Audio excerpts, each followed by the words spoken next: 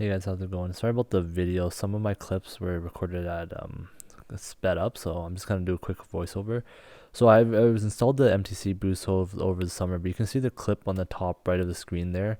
That was using the OEM stock clip, and I think there's a bit of a design flaw which caused the clip to eject itself. Yeah, so the OEM design, you can see how it's notched, so that clip theoretically, when you step on it, if it pulls, the clip will still get lodged in there. But MTC design doesn't have that notch, so I feel like that's why it popped out. So yeah, we're gonna eliminate this with Whitbread's turbo adapter. So I'm just gonna be filming in and out throughout this install. Yeah, so we just got the boost hose out.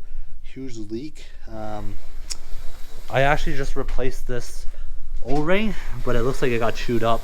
So yeah, good. I guess we don't need this anymore. But I have the Whitbread adapter here, so this end is gonna go to the turbo end, and then we'll just pipe up the boost hose we already have and see how that works. Hopefully it fits to the intercooler. Yeah, so I'm just installing the turbo flange in this clip here, and it comes with a pack of Loctite retaining compound which you can use to put on the turbo into the turbo end, and there's some operating temperatures that you should be installing at. So long story short, the MTC hose was a little bit too short, so I have a spare X5D hose that I kind of cut off the ends, and I'll be trying to get it to fit since it's a little bit longer. Alright, so quick update. Yeah, that, like I said, the MTC hose didn't work. We had to use the X5 hose. It's not the best fitting, to be honest with you, but everything's kind of in, so we'll kind of see how it goes from there. But yeah, that's pretty much it. Just my quick review or overview of it. Yeah, just kind of my concluding thoughts. We cut up the X5D end just to get a boost hype, just as the MTC one didn't fit. Overall, I guess, you know, at the end of the day, we eliminated the stock clip connection to the turbo outlet, which was what I wanted to do. The hose itself wasn't ideal, so I might look to getting another hose, but also I might just look to going full custom intercooler in the future. So that's something we can look forward to as well. So what I was able to do was I was able to actually find let me just go over here quickly. I was able to find an ATM 335D intercooler for pretty cheap. It was 400 Canadian with the hoses. So I'm gonna try to install that today for you guys. So just like I was kind of talking about earlier, this is the stock intercooler, and yeah, we have the MTM boost connections here. So there's one on this end, and one would have went on the turbo side, and then you use a factory clip. But yeah, since that blown off, what I had to do was I got the Whitbread turbo flange, and I'll cut to that right now actually. So yeah, that's just the flange, the adapter right there. And so now that lets you use like kind of any boost hose or silicone hose you want without the OEM clip. And then what you had to do is this just goes in, this goes to the throttle body. This goes to the throttle body, and this just goes into the OEM connector right now.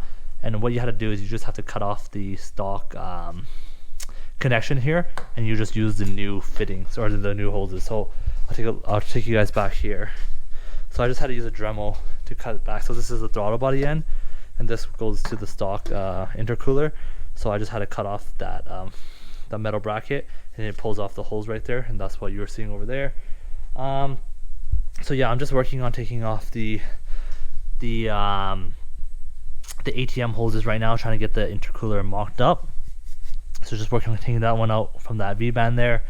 And then just a quick update as well. The intercooler I bought didn't really have any hardware, so I'm just using hanger bolts from Home Depot. You can kind of see there's a bolt right there, and then we're gonna put a nut on there once we get, and a nut in a washer once we get the intercooler on. And then this side is stripped, so I'm gonna have to figure out what I'm gonna do on this side. So what we had to do for the intercooler, just because I didn't have the hardware, use a couple of washers, a big washer so it doesn't fall off the intercooler, a smaller washer so it doesn't fall off the nut. I don't know, it looks like it's gonna hold up pretty good. It's pretty tight. There's the new fittings over here to get rid of the stock intercooler or the stock connections. I'm just trying to get the fan in right now, and then the transcooler, and then same thing on this side.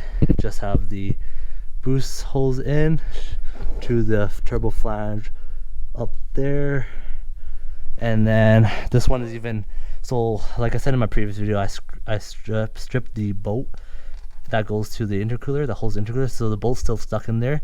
So all I could do is really just get a wood screw in at an angle, and I don't know, it seems pretty solid. So we'll see how it holds up, but we'll probably try to extract that screw eventually if I have some time.